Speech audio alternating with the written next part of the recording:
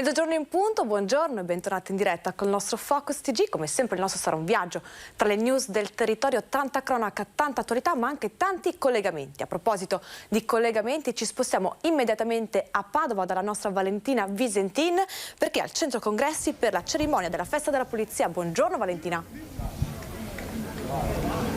Sì, buongiorno Sharon, 170° anniversario della Polizia di Stato, grande festa qui a Padova al nuovo centro congressi, inaugurato giusto una settimana fa. C'erano presenti tutte le autorità. Quest'anno è una ricorrenza particolare per la Polizia di Stato, il 170° anniversario, e con l'occasione il Presidente della Repubblica ha voluto conferire la medaglia d'oro al valor civile alla bandiera della Polizia di Stato proprio per i meriti avuti in questi 2 anni di pandemia, perché gli agenti, gli uomini e donne della Polizia di Stato sono stati sempre al fianco dei cittadini. Qui a Padova in particolare è stata una cerimonia particolarmente commossa perché è stato ricordato l'ispettore della squadra mobile Leonardo Baido, recentemente scomparso solo un mese fa in un tremendo incidente stradale. Ha ricevuto l'encomio che è stato ritirato dal padre, anche lui ispettore della Polizia di Stato. Un ricordo commosso del giovane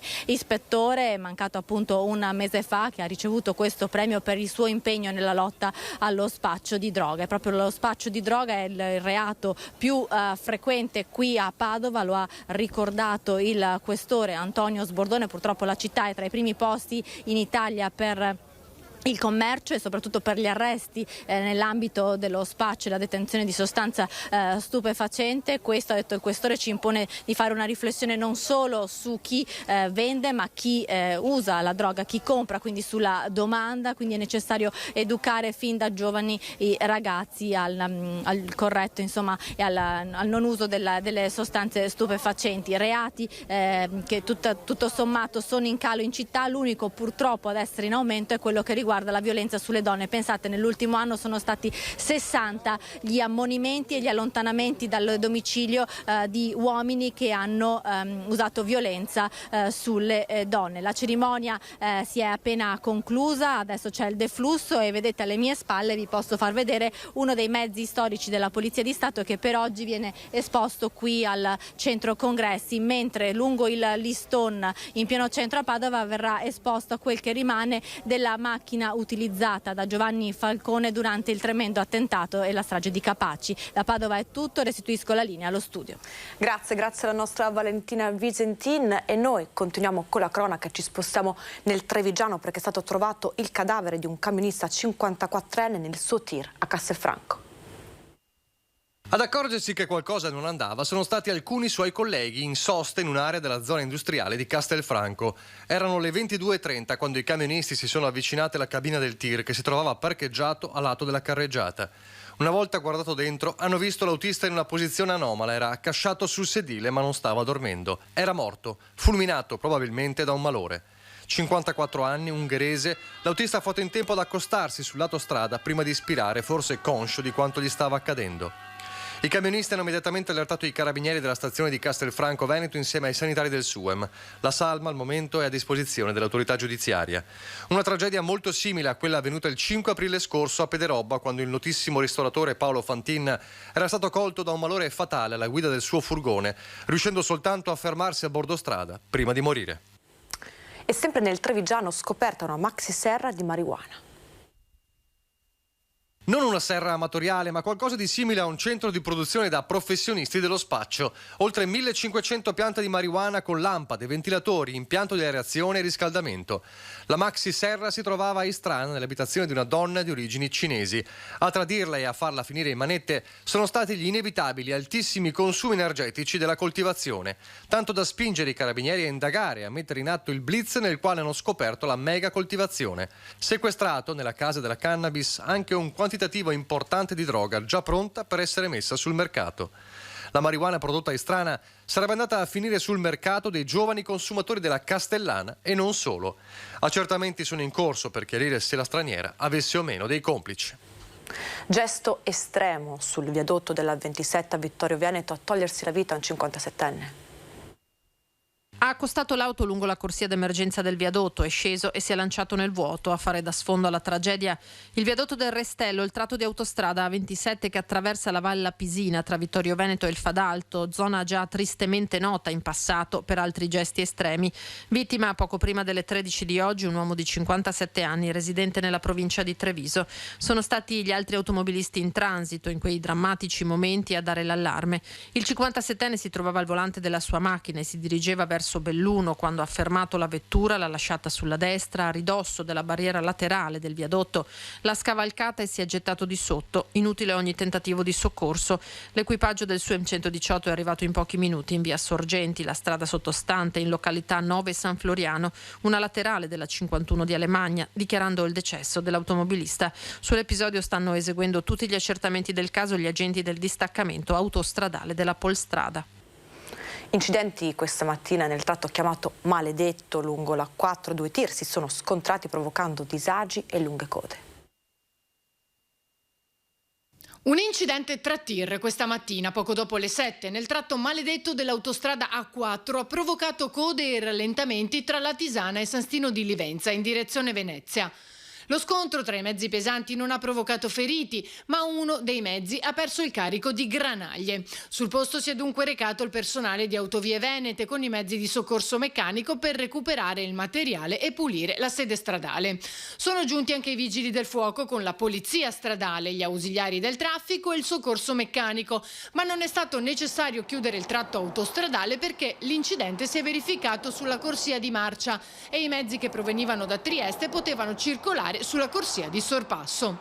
Un altro incidente è avvenuto alle 9:30 all'altezza del casello di Latisana, anche questo tra due mezzi pesanti, di cui uno che ha perso un carico di travi di legno. Poco dopo le 10 il traffico risultava bloccato tra San Giorgio e Latisana, sempre nel tratto a 3 corsie. Autovie chiede a tutti i conducenti la massima prudenza. Torniamo a parlare del caso di Yara Gambirasio. La Procura della Repubblica di Venezia ha deciso di archiviare l'indagine sulla presunta alterazione delle prove del DNA di Massimo Bossetti. È stata archiviata l'indagine sulla presunta alterazione delle prove del DNA nel caso Bossetti. Era l'ultima speranza di riapertura del processo per l'uomo condannato all'ergastolo per la violenza e omicidio di Yara Gambirasio. La Procura di Venezia archivia l'indagine, nessuna volontà di deteriorarli. Nei procedimenti giudiziari non è emersa alcuna prova di un piano orchestrato allo scopo di depistare eventuali nuove indagini difensive, lasciando intenzionalmente deperire il DNA di Ignoto 1. Per questo motivo la Procura della Repubblica di Venezia ha chiesto l'archiviazione del fascicolo aperto dal procuratore aggiunto Adelchi D'Ippolito in seguito alla denuncia presentata da Massimo Bossetti, l'uomo ormai condannato in via definitiva all'ergastolo per l'omicidio di Yara.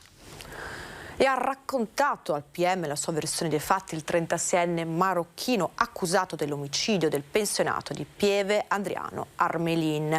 Ascoltato in carcere, ha negato di aver voluto rapinare l'anziano, spiegando di avergli solo dato una spinta. Abbiamo dato una versione dei fatti che sostanzialmente è confessoria dell'omicidio preterintenzionale, va bene? E però si nega di aver avuto intenzioni di rapina e quant'altro. Ha parzialmente ammesso le proprie responsabilità il 36enne Mohamed Boumarouane, in carcere con l'accusa di tentata rapina e omicidio preterintenzionale dopo la morte dell'83enne di Pieve di Soligo Adriano Armelin. Assistito dal suo difensore, l'avvocato fiorentino Filippo Viggiano, Boumarouane è stato ascoltato nel pomeriggio a Santabona dal pubblico ministero Giulio Caprarola, a cui ha reso la sua versione dei drammatici fatti della sera del 25 marzo in via Schiratti, negando con determinazione di essersi presentato alla porta del pensionato per compiere una rapina.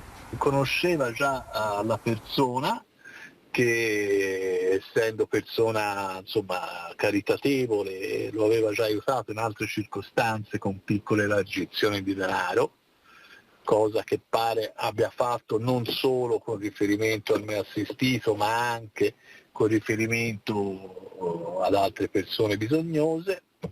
e quindi cioè lui è entrato dalla porta. Ha chiesto dei soldi il 36enne, l'anziano si sarebbe a quel punto alterato insistendo perché se ne andasse e cadendo a terra battendo la testa. A questo punto si è arrabbiato col Mohamed perché si è trovato tutto sporco di sangue con questo e non voleva andare via, e a questo punto sì, il Mohamed lo ha spinto e ne è derivata una seconda caduta ad opera questa volta del Mohamed, questa volta è caduto di faccia.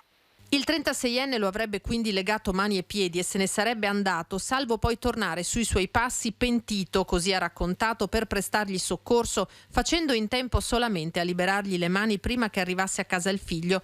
Per ora nessuna richiesta di scarcerazione, conclude il legale. Aspettiamo fiduciosi di vedere se la versione del nostro verrà riscontrata da quanto c'è negli altri. E ora qualche istante di pubblicità, ma rimanete con noi perché ci raggiungerà in studio il sindaco di Gaglio, Emanuele Munari. A tra poco.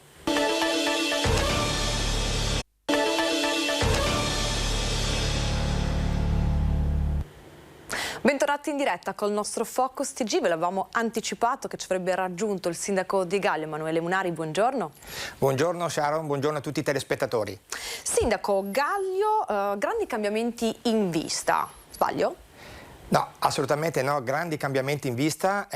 Diciamo che la discontinuità con il passato l'abbiamo già attuata dal 2016 con il rinnovo di tutte le manifestazioni, includendo anche manifestazioni per attrazione turistica a livello nazionale, vedasi la Marathon dell'Altopiano in combinata con Cortina. Oggi partiamo dal progetto importante, quello della piazza, per rilanciare Gaglio come borgo montano di eccellenza, una piazza che per la sua tipologia sarà un pezzo unico nell'altopiano, un pezzo unico che richiama la storia, le tradizioni, l'identità culturale di noi altipianesi, perché all'interno verranno riproposte le stone platten, quelle famose lastre di pietra che una volta e ancora oggi in qualche caso delimitavano le proprietà dei campi piuttosto che le strade o le mulattiere dell'altopiano. Quindi riproporremo questo tipo di successo storico abbinato ad un design moderno che è la trachite, e quindi la piazza di Gaglio diventerà un tappeto di prestigio all'aperto, un tappeto di prestigio che non passerà inosservato per coloro che transiteranno sulla via Roma di Gaglio per andare magari all'Emmeleto o a Campomulo. E quindi ci aspettiamo un grosso risultato da questa piazza, anche perché questa piazza sarà complementare alla Piazza Italia e ospiterà i grandi eventi appunto per un richiamo turistico che oggi di fatto erano negati alla nostra comunità perché non sussistevano le condizioni nell'altra piazza di sicurezza e di capacità numerica. Con questa nuova piazza invece Gaglio potrà fare il salto di qualità ospitando appunto manifestazioni nazionali, internazionali di prestigio, ma soprattutto che possono attirare ancora più persone a Gaglio e sull'altopiano. Quindi, sindaco, una nuova maniera di guardare al turismo. Sì, una nuova maniera. Questa piazza noi la intersechiamo appunto con gli investimenti importanti fatti come bilancio del Comune di Gaglio per le melette. C'è il rilancio in essere appunto del centrofondo Campomulo con importanti investimenti del privato, del nuovo concessionario, quindi la piazza nuova sarà appunto un trade union con la parte alta dell'altopiano da Gaglio appunto a Enego per valorizzare in maniera concreta e diciamo di supporto a tutte quelle manifestazioni che faremo anche alle Melette e a Campomulo. Quindi un Gaglio che si presenterà borgo montano, sport e natura, abbinato appunto a quello che è la salute, il benessere dell'altopiano e l'aria pura. Ma quali sono le tempistiche di questa piazza? Allora, la piazza, aspettiamo adesso i lavori di ETRA che dovrebbero partire come sottoservizi già il mese prossimo, perché una volta che ci mettiamo le mani su quella piazza, prima lavoreremo sotto con i sottoservizi di ETRA, per fine giugno ETRA dovrà completare i lavori e poi magari per fine settembre, massimo metà ottobre, partire realmente con i lavori di rifacimento e ammodernamento della nostra piazza Giardini. Che tipo di investimento avete fatto? Allora, abbiamo un investimento totale di circa 1.200.000 euro, di cui 600.000 euro arrivano dai fondi di Comuni di Confine e altri 600.000 euro invece li mettiamo noi come Comune di Gaglio attraverso un 2021 fatto appunto di economia e di risparmi per poter appunto mettere da parte questi famosi 600.000 euro che mancavano in abbinata ai fondi di Confine. Ripeto, il primo progetto della piazza doveva costare circa 600.000 euro, ma noi abbiamo voluto osare, abbiamo voluto far sì che quella piazza sia un segno tangibile di cambiamento per Gaglio e per l'altopiano e quindi abbiamo fatto uno sforzo economico in più per arrivare al 1.200.000 euro per dare completezza alla nostra idea progettuale. Anche perché in questo momento, caro Bollette, che stanno schiacciando la maggior parte delle amministrazioni comunali, non è semplice fare un investimento del genere. Certo, questo è... Se posso dirlo, ecco, va a vantaggio di noi amministratori che a livello oculato abbiamo gestito il bilancio in un certo modo. Poi per quanto riguarda il rincaro dell'energia, noi già da 2 anni a questa parte siamo partiti grazie a 100.000 euro e altri 100.000 euro di contributi statali al rinnovamento, rifacimento della pubblica illuminazione, appunto portandola quasi tutta a LED, quindi abbiamo già lavorato in anticipo per abbassare i nostri costi energetici. Sindaco, parliamo di turismo. Com'è andata questa stagione invernale? La stagione invernale sull'altopiano e a Gaglio in particolar modo è andata, direi, molto bene. Dopo 2 anni di Covid e grazie anche alla ripartenza delle rinnovate melette del nostro comprensorio storico che ha fatto la storia, lo dico ancora, socio-economica di Gaglio e di tutto l'altopiano negli anni 70-80, oggi con Campomulo e le melette abbiamo risvegliato quello che è il torpore post-Covid, quindi abbiamo assistito a un flusso importante di turisti e confidiamo nel poter continuare a incrementare, alzare l'asticella, come dico io, in termini di servizio e di qualità di servizi da offrire ai nostri turisti. Io penso che con le melette e con Campomulo la mia amministrazione abbia fatto centro e da questo inverno appunto si sono visti già i primi importanti risultati a vantaggio economico non solo di Gaglio ma di tutto l'altopiano. All'inizio della stagione c'è stata poca neve e questo ha contribuito anche a una nuova maniera di stare nell'altopiano, di villeggiare nell'altopiano, tante passeggiate.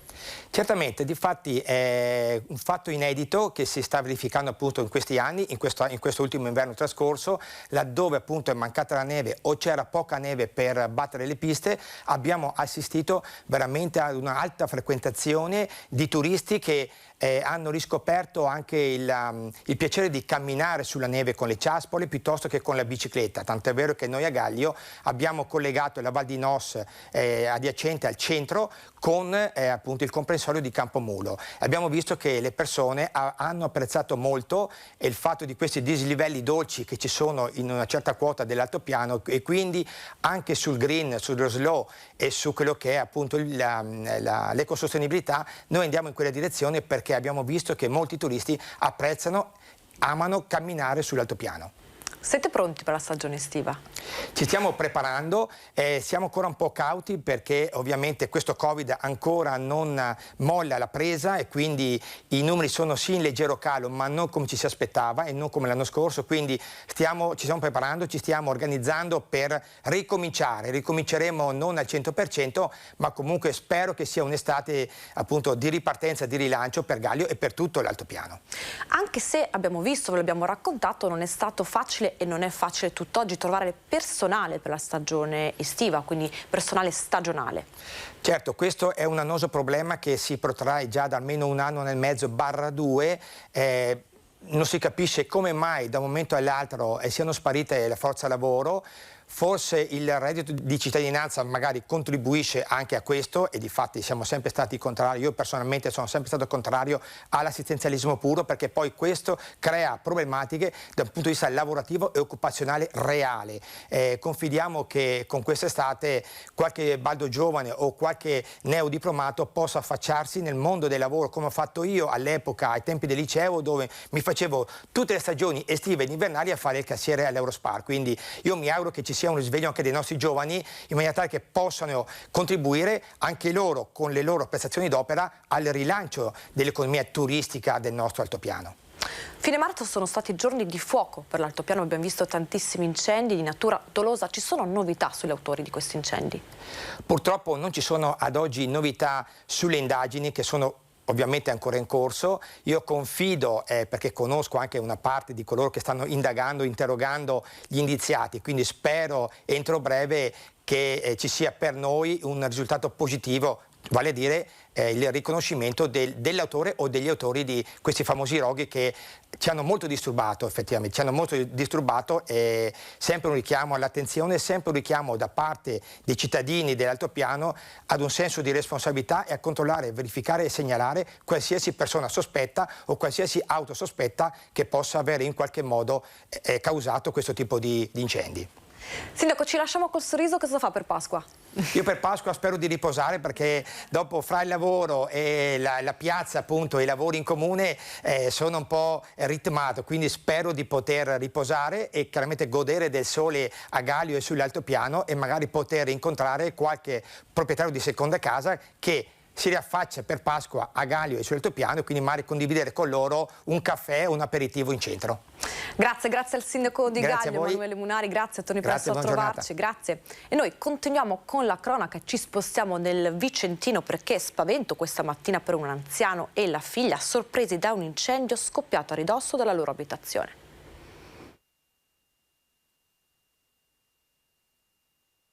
Barbarano Mossano, provvidenziale l'intervento tempestivo dei vigili del fuoco che sono riusciti a circoscrivere le fiamme di un annesso rustico prima che avvolgessero l'abitazione affiancata in via della Conciliazione. L'allarme è scattato verso le 5 di questa mattina, mentre i vicini di casa hanno soccorso ed evacuato un anziano residente e la figlia. Da Lonigo e Vicenza sono arrivate le squadre di soccorso, 14 uomini con 2 autopompe, un'autoscala e un'autobotte. A complicare le operazioni la presenza nell'annesso agricolo di bombole di GPL, in corso di accertamento le cause dell'incendio.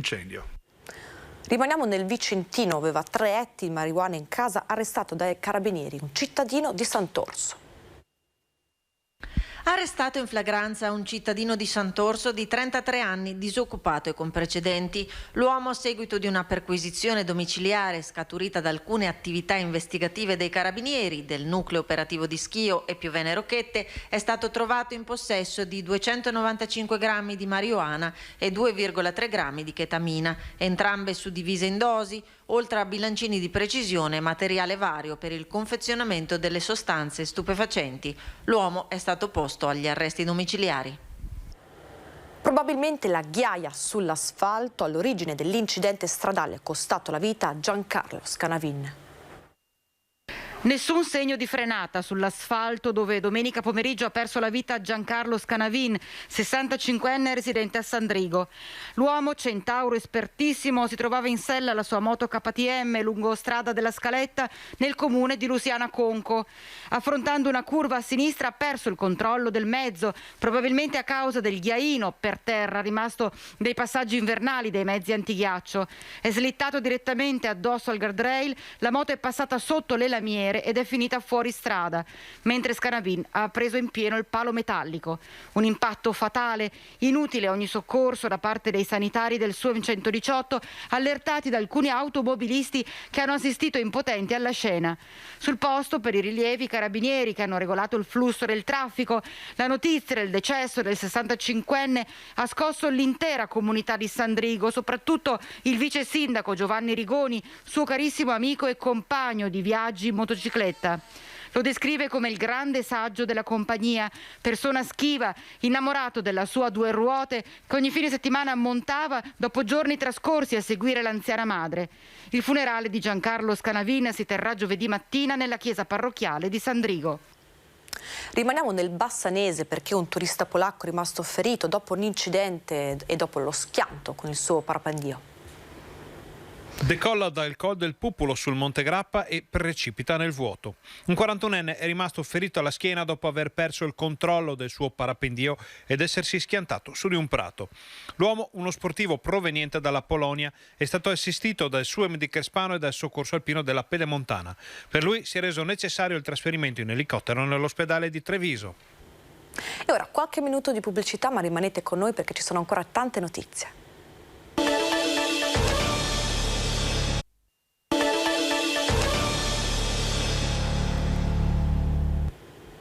Mezzogiorno e 30, bentornati in diretta col nostro Focus TG. Continuiamo con la cronaca e ci spostiamo nel Trevigiano perché bottino ingente per i ladri che la scorsa notte hanno colpito un'azienda edile di Corgo di Manticano. I banditi, dopo aver manomesso il cancello carraio e porta d'ingresso della ditta, hanno rubato 2 furgoni parcheggiati con a bordo materiale da costruzione e un paio di computer per darsi poi alla fuga. Dopo il sopralluogo, i militari dell'Arma stanno reperendo dalle riprese dei sistemi di videosorveglianza della zona per ricostruire il possibile itinerario seguito dai banditi. E ora ancora furti, sempre nel Trevigiano, questa volta in un negozio Wind. L'episodio è accaduto per 2 volte di fila all'amarezza del titolare. Sentiamo. Demoralizza, scoraggia, sì, dopo riemergi, vai un po' giù, poi ritorni su, ma scoraggia soprattutto proprio perché manca questo senso di protezione, cioè ti sembra di nuotare controvento, di andare, cerchi di andare a riva e le onde ti rimbalzano dietro. Sì, perché i ladri al negozio Wind di Piazza Borsa, gestito da Marisa Campagnolo, sono venuti per ben 2 notti di fila. Poi, solo pochi mesi fa, erano entrati anche nella sua abitazione privata, mentre nel negozio di cellulari di Conegliano da lei gestito hanno già fatto visita 3 volte. È un mercato che fa gola, secondo me, perché facilmente si presta facilmente ad essere rivenduto. Ci vorrebbero pene più severe per i ladri. Da 20 anni nel mondo della telefonia, Marisa investirà ancora di più nella sicurezza dei locali, nonostante i costi che questo comporterà. Qui a Treviso, al secondo tentativo, i ladri hanno portato via oltre 15.000 euro di cellulari, tranciando i cavi che li tenevano saldi ai totem, scardinando il mobile con i modelli confezionati all'interno e aprendo la cassa dove hanno trovato poche centinaia di euro. C'è una porta che accede al condominio, quindi devono essere passati comunque per il condominio e si sono calati dall'alto. Sono andati nel magazzino dietro, sono andati nel negozio davanti. Ladri funamboli che hanno eluso l'allarme e che hanno potuto agire indisturbati, entrando dall'antrone del palazzo e dal piano rialzato per calarsi giù. La polizia è sulle loro tracce. Non è una vita, cioè penso che proprio il tutto dovrebbe partire dall'alto, e cioè da proteggere principalmente i cittadini, che sia in casa, che sia un luogo pubblico, perché non è possibile in Piazza Borsa.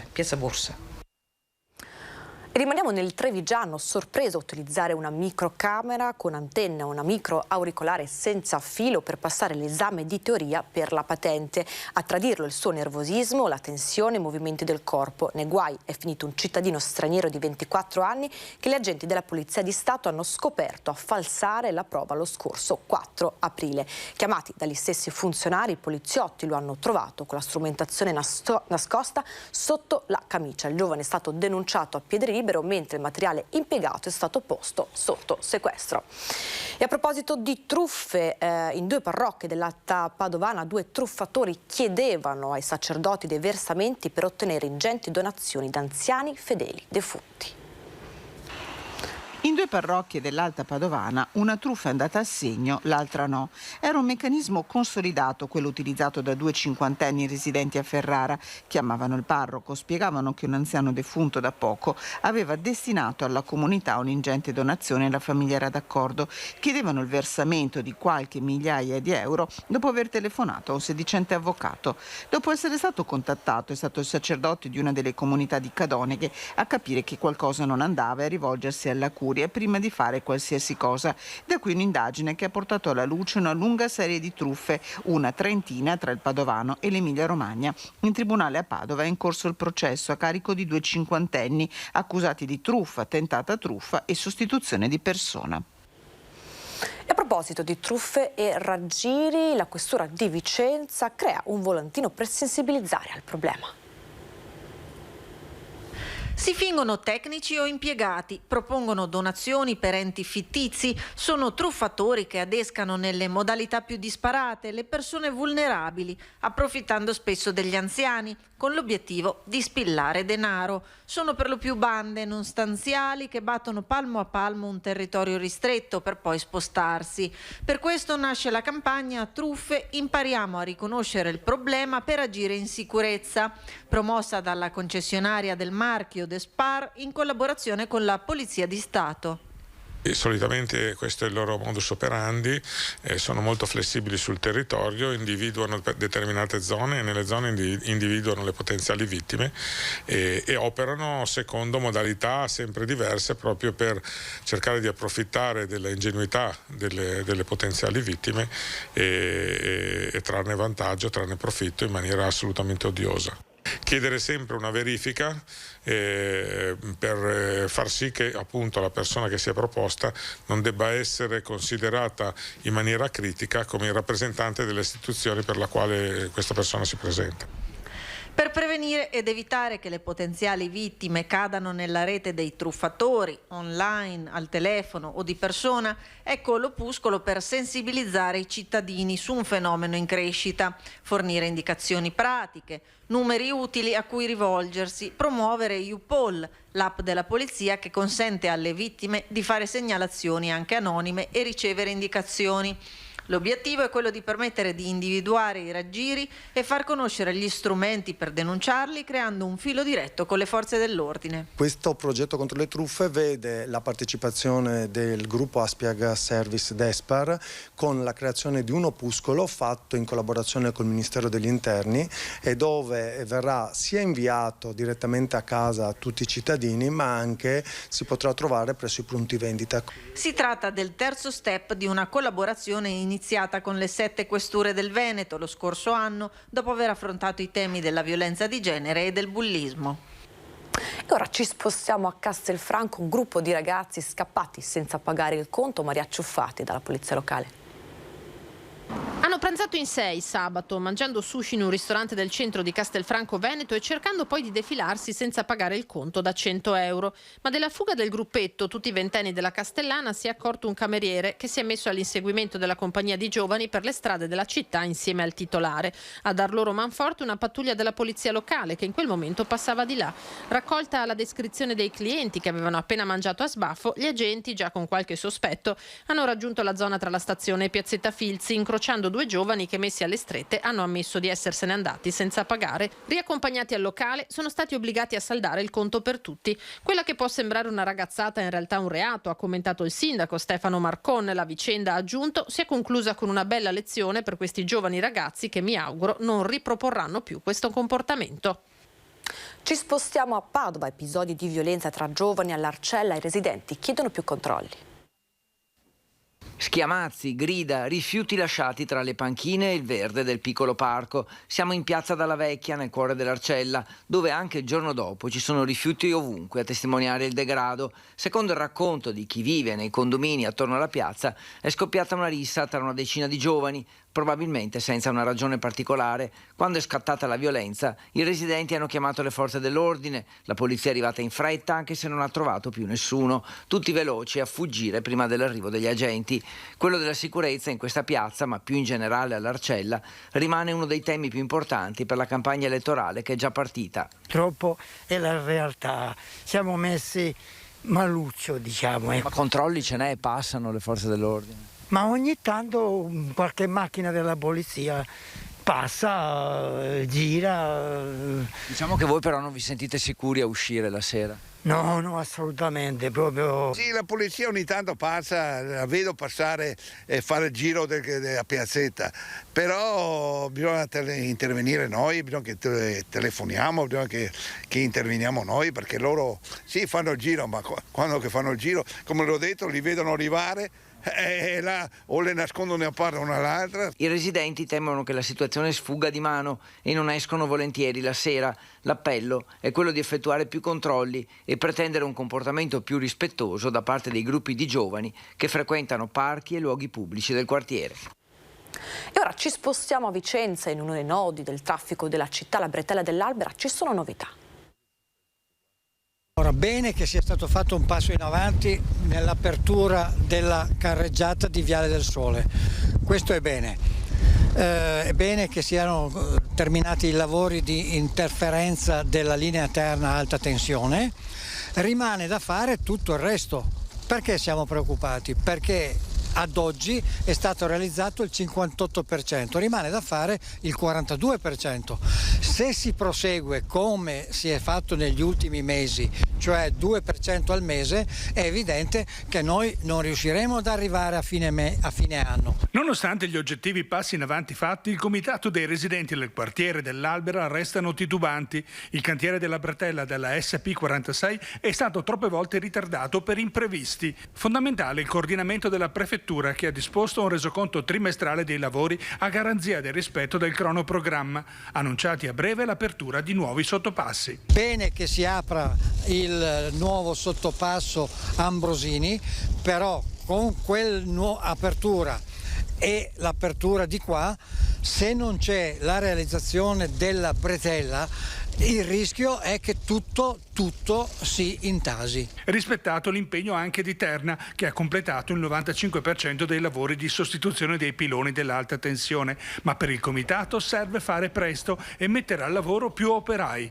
La spada di Damocle dell'aumento dei prezzi delle materie prime potrebbe essere la giustificazione di ulteriori ritardi. Io sono un inguaribile ottimista. Nonostante abbia visto tante lungaggini, eccetera, ritardi, eccetera. Penso che per la fine dell'anno finalmente si potranno vedere le auto e i tir deviati dal Villaggio del Sole, dai quartieri nostri.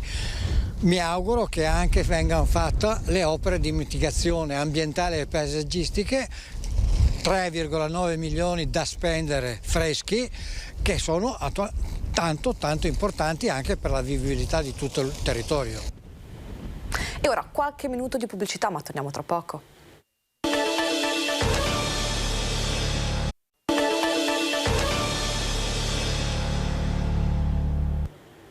– 12:45, bentornati in diretta col nostro Focus TG, come sempre tanta cronaca, anche tanta attualità, e ora ci spostiamo a Padova perché siamo tornati alle chiuse di Volta Barozzo che una settimana fa erano piene di rifiuti. Dopo 7 giorni vediamo com'è la situazione.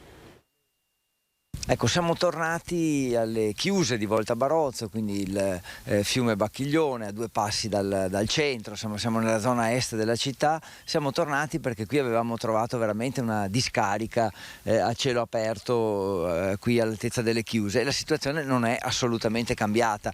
C'è qualcuno che ha tentato di ripulire un po', vedete qualche persona con un po' di senso civico, ma ovviamente è un compito impossibile perché sono tantissimi rifiuti che si accumulano qui. Non è detto che siano padovani che gettano i rifiuti, anzi questi sono rifiuti che arrivano con il fiume, possono essere tronchi o altri detriti, ma anche naturalmente plastica, e questa è la situazione. Sappiamo che non è l'amministrazione comunale ma il Genio Civile, almeno questo sappiamo noi, che se ne deve occupare, ma non se ne occupa abbastanza evidentemente, perché la situazione qui è veramente, oserei dire, drammatica.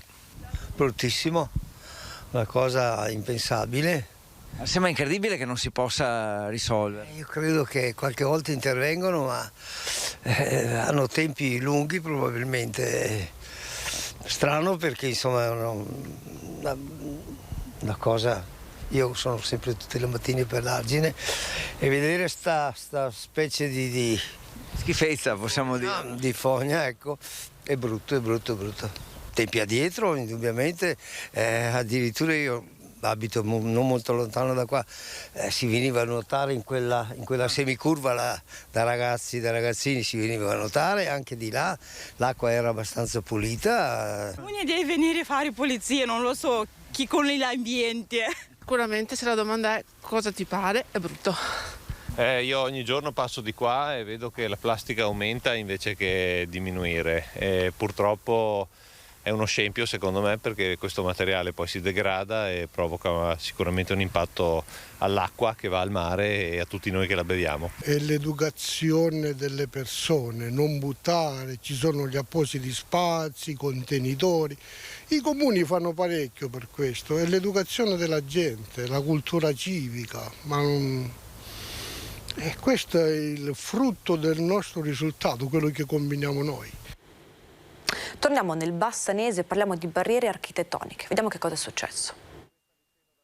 In tante occasioni ci avete segnalato la presenza di barriere architettoniche a Bassano, ma quello che vi stiamo mostrando è davvero un paradosso. Più che altro sembra la logica dell'assurdo, perché chi da Piazza Garibaldi vuole andare in museo civico, biblioteca e ha problemi di deambulazione accede a questa rampa che porta su un apposito passaggio appunto per persone con disabilità che si muovono in carrozzina o hanno problemi di movimento, e dovrebbe arrivare attraverso questo passaggio al museo.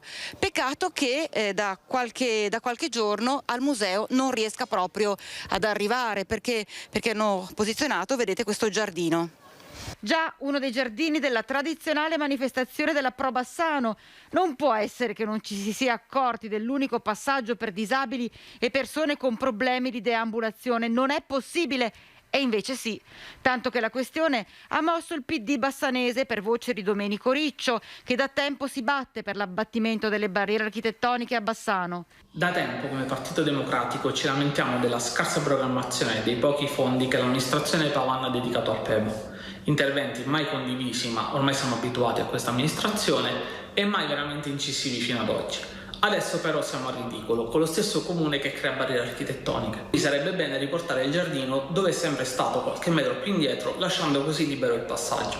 Perché già è stato fatto poco e nulla con il PEBA e l'eliminazione delle barriere architettoniche. Che sia il comune a creare le barriere architettoniche è veramente ridicolo. E fa male vedere questa totale mancanza di rispetto da parte di chi amministra la città nei confronti delle fasce più fragili della popolazione.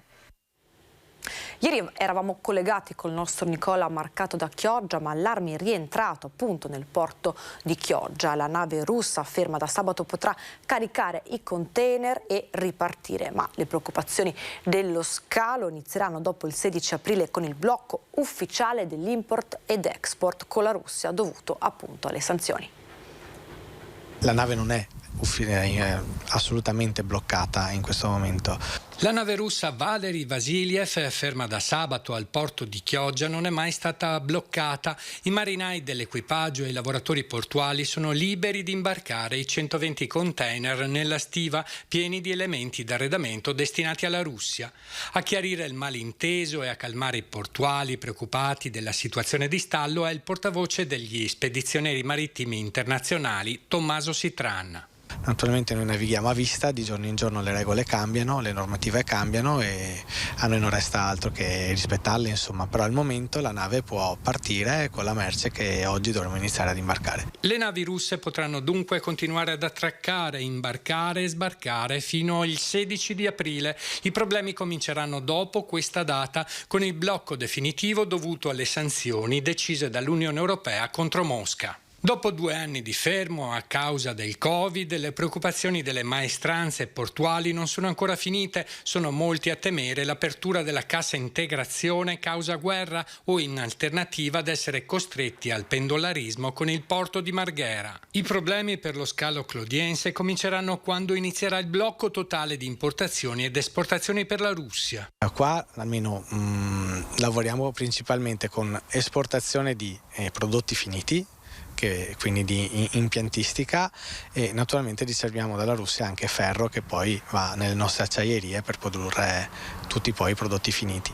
I prodotti lavorati verso la Russia e la paralisi dell'importazione dei materiali ferrosi provenienti da entrambi i paesi in guerra potrebbe portare ad una crisi irreparabile in grado di coinvolgere molti settori dell'industria veneta, blocco e ripercussioni che coinvolgeranno anche le imprese agricole per la mancanza dei fertilizzanti in arrivo dalla Russia. E a proposito dell'imminente blocco imposto dalle sanzioni, sentiamo le parole del sindaco di Chioggia, Mauro Armelao. C'è preoccupazione perché è chiaro che le sanzioni decise dall'Europa poi avranno ripercussioni anche ai lavoratori dei porti, del porto di Chioggia in questo caso. Però noi dalle formazioni che ho assunto questa mattina, che devo confrontarmi anche con la Capitaneria di Porto, sembra che ci siano comunque delle deroghe a queste sanzioni. Quindi mi auguro che i nostri lavoratori potranno continuare tranquillamente a lavorare anche con delle imbarcazioni commerciali che provengono dalla Russia. I lavoratori hanno paura della cassa integrazione. Sì, hanno paura della cassa integrazione, ma penso che il periodo non sia sicuramente semplice. Usciamo da 2 anni di Covid e adesso entriamo in una fase di emergenza che è ovviamente rivolta alla guerra. Noi stiamo cercando di puntare molto sulla crocieristica per cercare anche un cambio di rotta verso quello che è stato il porto commerciale per tanti anni, quello di Chioggia. Stiamo puntando molto sulle crociere turistiche, chiaramente con crociere piccole e medie. Oggi pomeriggio avremo un importante incontro anche con l'autorità portuale, un incontro pubblico che parlerà del futuro del porto di Chioggia. Puntiamo molto appunto alle crociere perché Chioggia ha una vocazione turistica ed è giusto che Chioggia possa anche ospitare le navi da crociera. Ed è il nuovo scontro sull'accoglienza dei minori non accompagnati dopo lo sfogo del sindaco di Cimadolmo. Mario Conte, presidente ANCI, scrive al premier Draghi per avere risposte immediate. Richiesta fondi, situazione minori stranieri non accompagnati con bisogni speciali in ambito sanitario e sociale. Lo sfogo ai nostri microfoni del sindaco di Cimadolmo di ieri, legato ai costi dell'accoglienza dei minori non accompagnati, non ha fatto altro che anticipare una riflessione che Mario Conte, presidente ANCI Veneto, aveva in saccoccia da giorni. Sono bastati i primi dati raccolti sul territorio.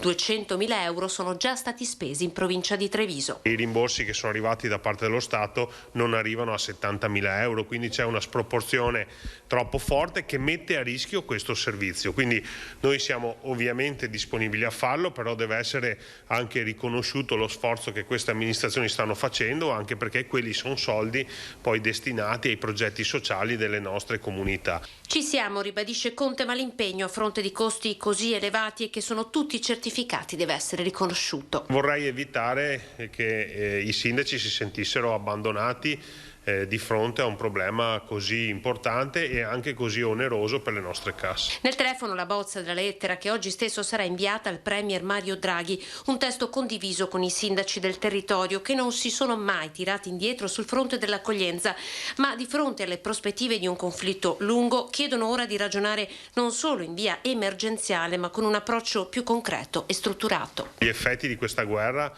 saranno lunghi nei nostri territori e quindi dobbiamo farci trovare pronti. Parliamo di esigenze di persone, in questo caso specifico di bambini che vivono, non hanno i genitori e hanno anche in alcuni casi delle disabilità e devono essere accompagnati in un percorso di inserimento e di supporto che è a tempo indeterminato. I comuni da soli non ce la possono fare.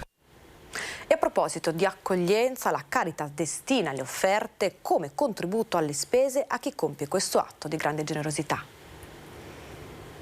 Stiamo pensando anche a mettere a servizio della popolazione che sta ospitando le persone nelle proprie case le offerte che abbiamo raccolto distribuendole nel territorio. Sostenere la generosità di chi in queste settimane ha deciso di accogliere i profughi dall'Ucraina in fuga dalla guerra. La Caritas di Vittorio Veneto si è attivata in 2 vie. La prima per chi ha offerto la propria disponibilità attraverso la Caritas stessa. La seconda per chi ha seguito altre vie ospitando personalmente i profughi. Con i primi, quelli seguiti da Caritas Vittorio Veneto, attiviamo l'erogazione di 25 euro settimanali a persona per gli adulti e 10 euro per i ragazzi, per i minorenni.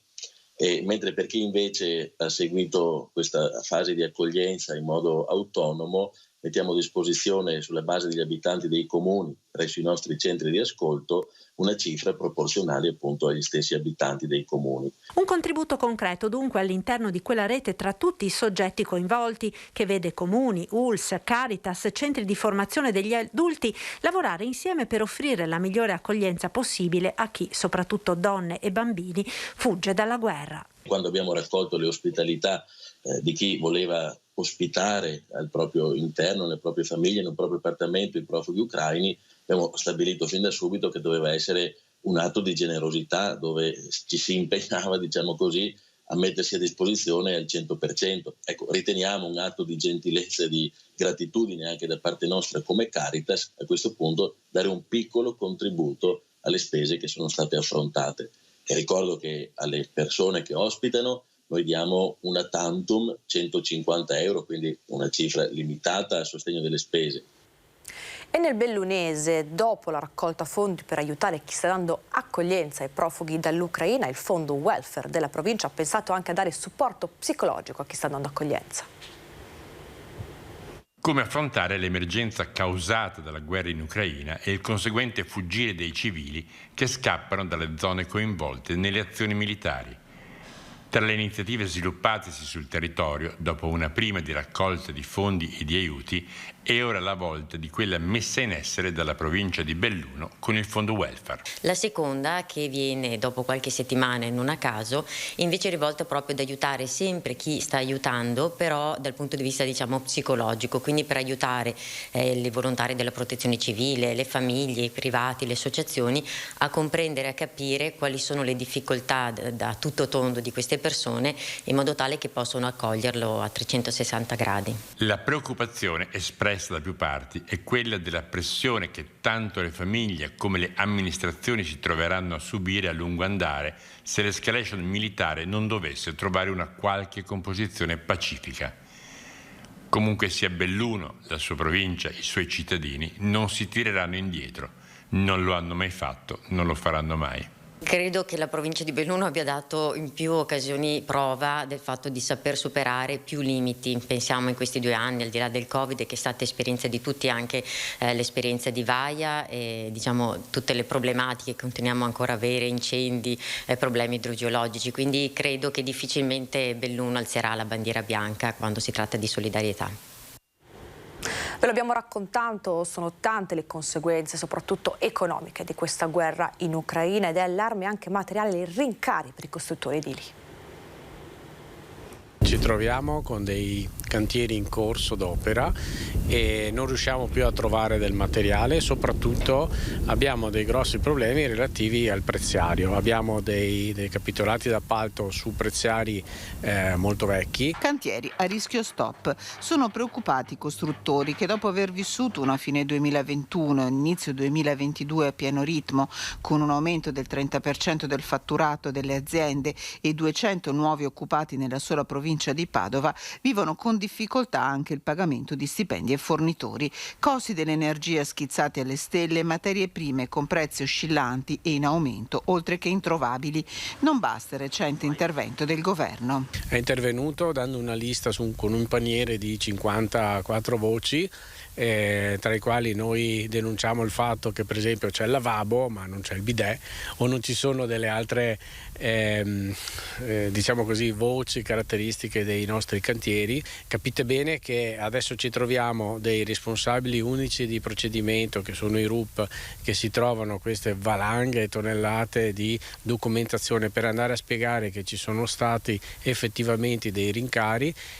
Deve essere spiegato perché noi stiamo pagando di più il materiale. È chiaro che il governo ha stanziato all'incirca 100 milioni, che è solamente una goccia, una piccolissima goccia in base alle perdite che stiamo prevedendo, che supereranno sicuramente i 5 miliardi. Capitolo a parte i vari cantieri aperti presso privati grazie al bonus edilizio del 110%, troppo stringenti in un simile contesto, la scadenza del 30 giugno per il completamento del 30% dei lavori. Deve mettere mano sicuramente alla scadenza di giugno per permettere sicuramente a chi ha il cantiere in essere di portarlo a termine.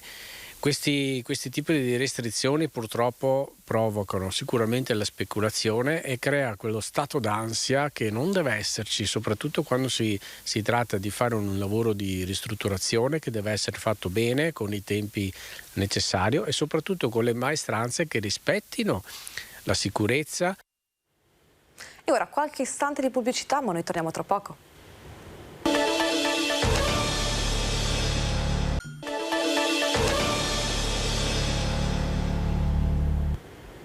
Bentornati in diretta col nostro Focus TG. Adesso apriamo la pagina del Covid e andiamo a vedere i numeri di Azienda Zero del report giornaliero. E andiamo qui, in questo numero 315, sono i positivi di oggi, quindi il delta dei casi positivi di oggi, come vediamo, sono 315 per un totale nel Veneto di 31.687. Quindi ripetiamo, i positivi di oggi sono diminuiti, quindi 315 per un totale in tutta la regione di 31.687. E ora ci spostiamo nella zona più vulnerabile, più delicata di questo report e andiamo qui nel totale dei ricoverati, quindi positivi di oggi, che sono 1.568 in area non critica e 286 invece totali in area critica, quindi in terapia intensiva. E vediamo le variabili di oggi, quindi sono 16 i nuovi ricoverati in area non critica, per un totale di meno 7 persone, quindi questo numero positivo in area critica, quindi in terapia intensiva. Però purtroppo leggiamo un numero sempre molto alto dei decessi, 8 decessi nella regione Veneto. E ora continuiamo a parlare di Covid e vediamo la situazione nella Marca.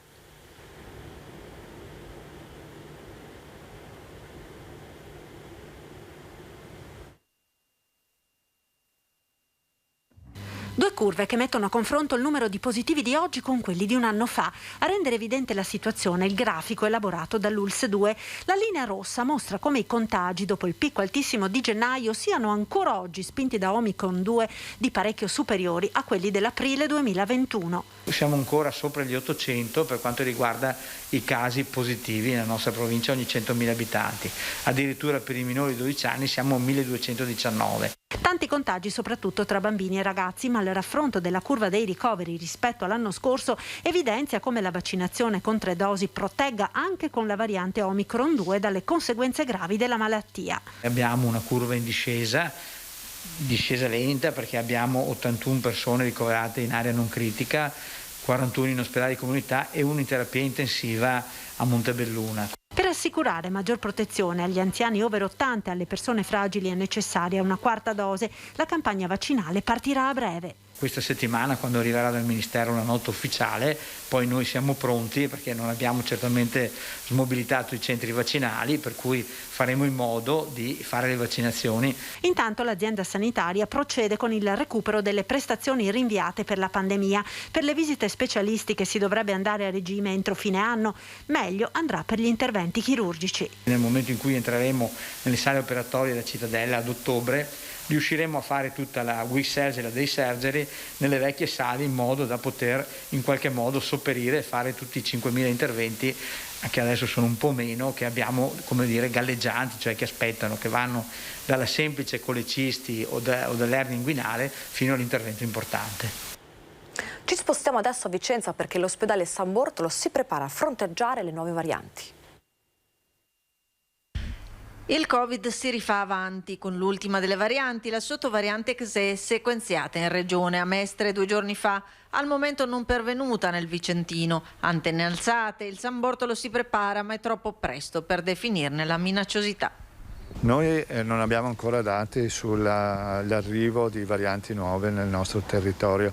Nella realtà ci sono campioni che sono andati per la tipizzazione, stiamo aspettando la risposta. In questo momento abbiamo solo bisogno di attenzione e verificare cosa succede. Le varianti vanno sempre prese un po' con le pinze, perché potrebbero essere più patogene o meno patogene. Non è ancora il momento di dirlo, sicuramente sono contagiose e abbiamo visto anche dei dati sulla circolazione piuttosto sostenuta in queste ultime settimane, che significa che probabilmente la contagiosità è leggermente più alta.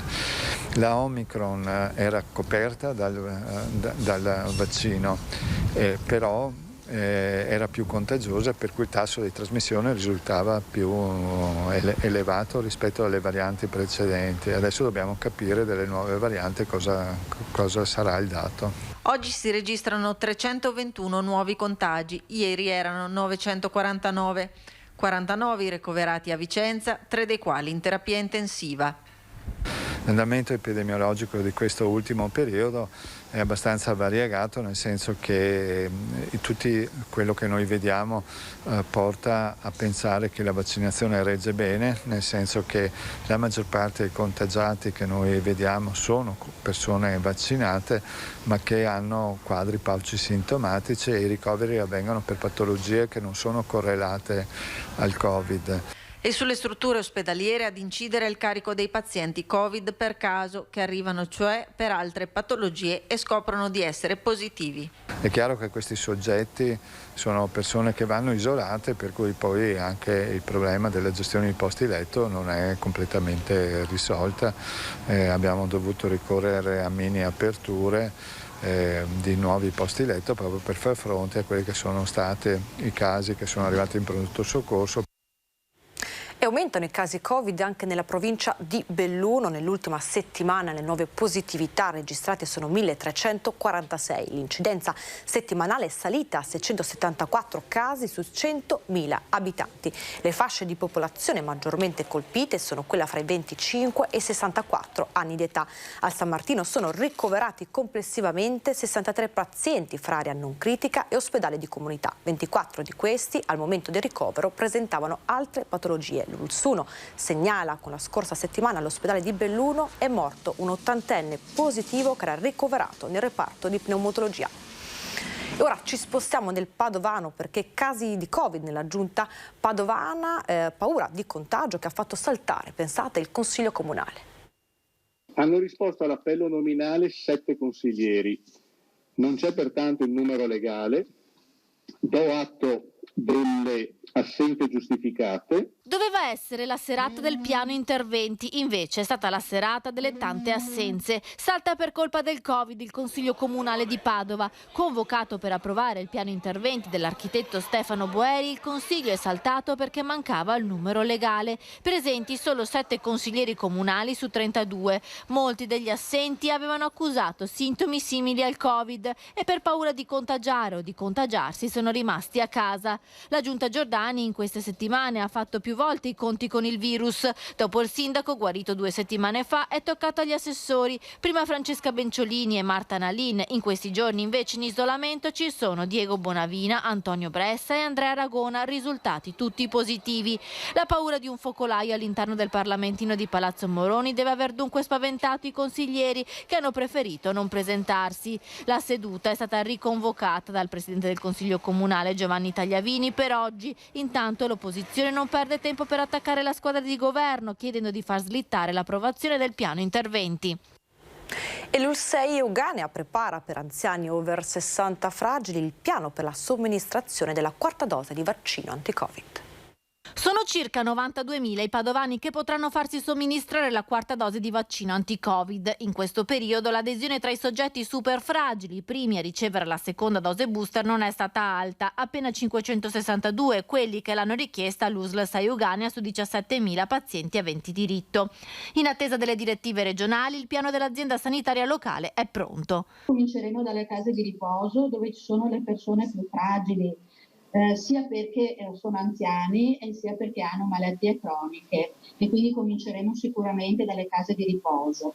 Poi l'altra categoria importante sono tutte le persone di età superiore agli 80enni in su. Over 80 e ospiti delle case di riposo sono circa 77.000, a questi si aggiungono gli over 60 ritenuti soggetti fragili. Un'altra categoria importante sono le persone di età superiore ai 60 anni che hanno delle malattie. Quali malattie?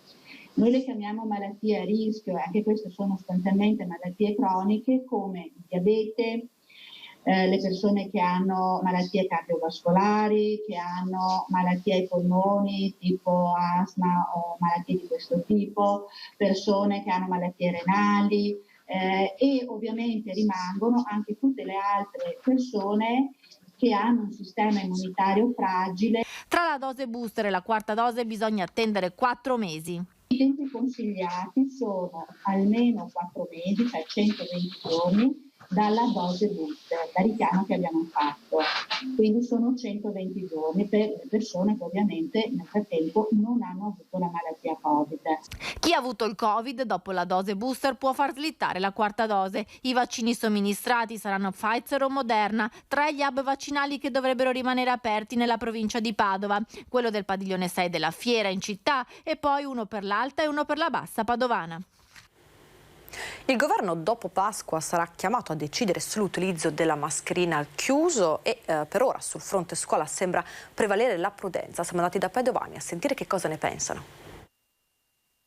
Finestre aperte al Tito Livio, il liceo classico del centro di Padova, e proprio su questo, sull'aerazione costante e continua dei locali, e che puntano i genitori che chiedono al ministro di togliere le mascherine dalle aule scolastiche dal 1° maggio. Il governo deciderà dopo Pasqua, ma pare che l'intenzione sia invece quella di continuare a tenerle almeno fino alla fine dell'anno scolastico. Che cosa ne pensano i cittadini? Ecco cosa hanno risposto alle nostre domande. Mascherine sui banchi di scuola sono da tenere ancora all'università, secondo lei, anche dopo il 30 aprile? Secondo me sì, anche perché adesso stanno un po' aumentando i casi. Assolutamente, almeno magari fino all'estate, che di solito i contagi calano. E sicuramente io al chiuso la terrei ancora un po' a lungo. Sulla scuola devo dire la verità, ho perplessità sul fatto che possa essere, trovo tanti vincoli nel fatto che i ragazzi, soprattutto quelli piccoli, possano perdere la capacità anche di poter vedere le espressioni del viso in maniera completa, e dall'altra sembra di capire che circoli anche con i ragazzi più piccoli, quindi devo dire che sospendo il giudizio. Secondo me sì, magari quelle più leggere, ma insomma non quelle qua. Per me sì, perché non è ancora finito niente.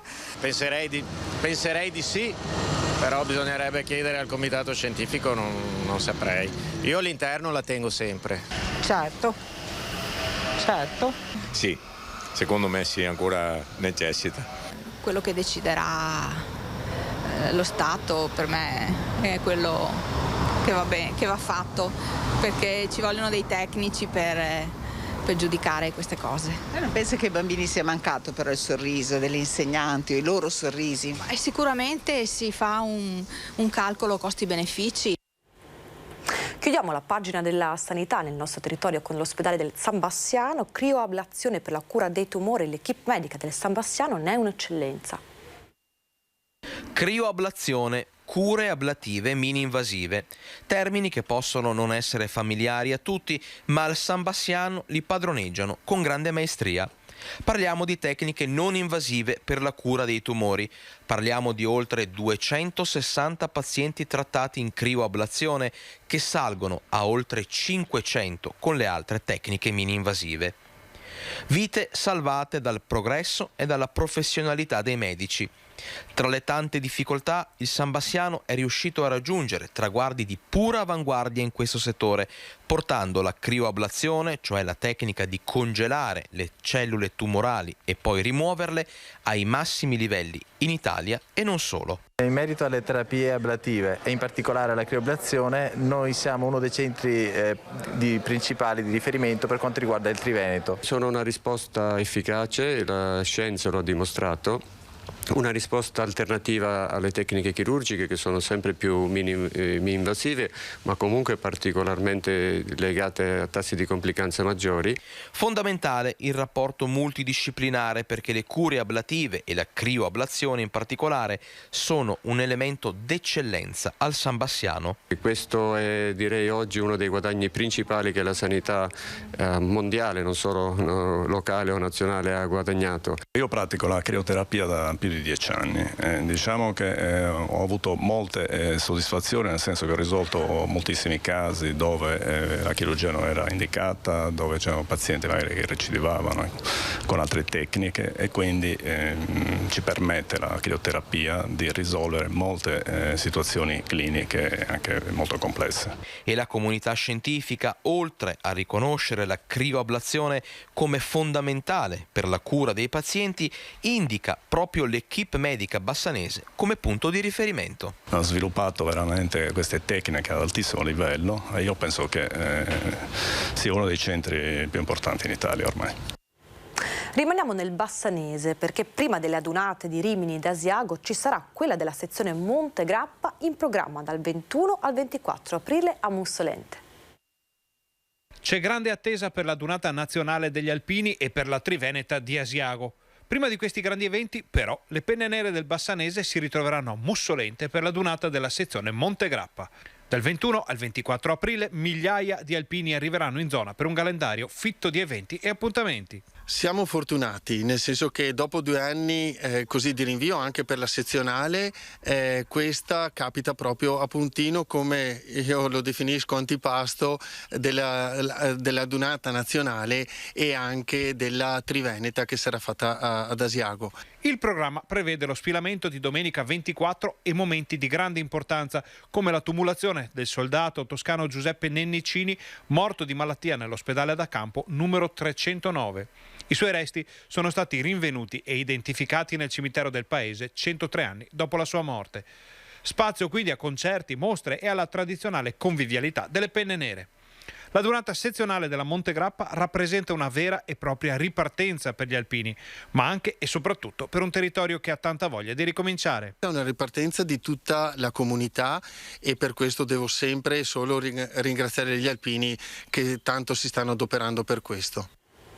E a proposito di alpini, la sezione di Vicenza Monte Pasubio festeggiano i 100 anni dalla loro fondazione. Pensate, il 22 aprile la cerimonia in centro che avvia l'anno dei festeggiamenti. Avviato ufficialmente l'anno di festeggiamenti per il centenario della sezione alpini di Vicenza Monte Pasubio, che si snoderà tra 16 appuntamenti nel corso del 2022, dalla rappresentazione teatrale intitolata 100 anni per la gente fra la gente al treno del ricordo, treno d'epoca che da Vicenza arriverà a Belluno, ma il momento clou sarà quello del 22 aprile a Vicenza. Perché il 22 aprile del 1922 fu firmata la Costituzione della sezione ANA di Vicenza, quindi lo ricorderemo nello stesso giorno, nello stesso luogo. Sostanzialmente si trova in centro a Vicenza, in Contrado Rode, all'Hotel Due Mori, dove verrà scoperta una targa a ricordo di questo evento. Un anno ricco di eventi che si concluderanno con la sfilata a novembre a Vicenza, ma non solo, anche un percorso storico per ricordare il sacrificio dei soldati caduti durante il conflitto mondiale. Il 15 aprile 2022 sarà pubblicato nel sito online un percorso di 200 km che è stato finanziato, la ristrutturazione, la rimessa in pristino di questi passaggi e di questi sentieri dalla Regione Veneto e dalla provincia di Vicenza, e questo sentiero, appunto di oltre 200 km, andrà a toccare i 4 ossari della nostra provincia di Vicenza, a partire dal Monte Pasubio, a cui è intitolata la nostra sezione, passando per il Monte Cimone, Ortigara e il Grappa. E poi l'impegno per il 2024, con la speranza che la Dunata Nazionale, che non è a Vicenza dal 1991, torni in città. Adesso noi siamo in lista, siamo candidati e proponiamo la candidatura della Dunata della Nazionale degli Alpini a Vicenza nel 2024. Giornata ecologica per il gruppo Plastic Free di Padova che ha raccolto rifiuti lungo il percorso dell'idrovia. 1900 kg di rifiuti, 2 ore di lavoro, 70 volontari. Questo è il bilancio della Domenica Padovana di Pulizia all'idrovia Padova-Venezia, organizzata dalla sezione padovana di Plastic Free. Presente alla manifestazione anche il presidente del gruppo imprenditori della zona industriale di Padova, Roberto Rovoletto. Lungo Riviera Francia l'associazione ha riempito ben 135 sacchi di rifiuti indifferenziati e 17 di vetro. L'associazione Plastic Free è nata nel 2019 per informare e sensibilizzare sulla pericolosità della plastica, ma anche per raccoglierla e conferirla negli impianti di trattamento. Nel 2021 sono state vendute circa 105 milioni di bottiglie di Prosecco, pensate quasi 14 milioni in più rispetto al 2020, aumentano i volumi ma anche il valore. Il 2021 ha portato un aumento del 14% in volume delle vendite tra Italia ed estero, ancora di più in valore, 18%, ed è un dato oramai perfettamente acquisito, diciamo. Seppur acquisito, si tratta di un punto di svolta. Nonostante la pandemia ancora in corso e le tante variabili dei mercati, nel 2021 sono state vendute complessivamente 104 milioni e 700 mila bottiglie di Prosecco, circa 14 milioni in più rispetto al 2020. Nel complesso 4 su 10 sono finite nei paesi stranieri, su tutti Gran Bretagna, Germania, Svizzera, in netta ripresa anche gli Stati Uniti, consolidata pure la vendita online, significativa la tipologia di vendite. Il 93% dell'offerta è con il Arnold Bene Prosecco superiore senza menzioni, per cui il grosso, diciamo, del valore viene da questa tipologia, però certamente Cartizze e Rive danno un contributo soprattutto in valore. Nei prossimi anni, tra l'altro, si potranno stappare anche le prime bottiglie di Prosecco sostenibile ottenuto da vitigni resistenti. In questi giorni di Vinitaly il bicchiere, è il caso di dire, è mezzo pieno, nonostante i tanti problemi del comparto. È chiaro che siamo preoccupati di quello che potrà rincarare nel futuro a livello di materie prime, a livello di energia, ma d'altro canto i numeri della denominazione sono altrettanto positivi nei primi 3 mesi, di conseguenza immaginiamo che comunque saremo in grado anche ancora una volta di unirci, di creare sistema e di poter trovare la soluzione. Produzione e valorizzazione del territorio che vanno di pari passo. Anche la stagione turistica sui colli UNESCO è al via. Siamo più che pronti, anzi c'è una grande voglia di ripartenza e le colline dell'UNESCO sicuramente hanno tante attività da mettere in campo con la nuova stagione che sta per partire, per cui sì, siamo pronti al via. E al Lido di Venezia si stanno disputando i campionati mondiali di backgammon, sia squadre che individuale. Grande successo della manifestazione con la presenza dei migliori giocatori da tutto il mondo. Al Palazzo del Cinema del Lido di Venezia è l'Italia a laurearsi campione del mondo nella finalissima contro il Giappone dei campionati mondiali di backgammon 2022. I migliori specialisti si sono dati appuntamento in laguna per una settimana di grandi incontri che di fatto aprono la nuova stagione 2022 per Venezia, quella della ripartenza, e gli azzurri conquistano subito il titolo mondiale. La manifestazione è strutturata in vari tornei. Il torneo più importante ha avuto luogo da lunedì a mercoledì ed è stato il campionato del mondo a squadre di backgammon.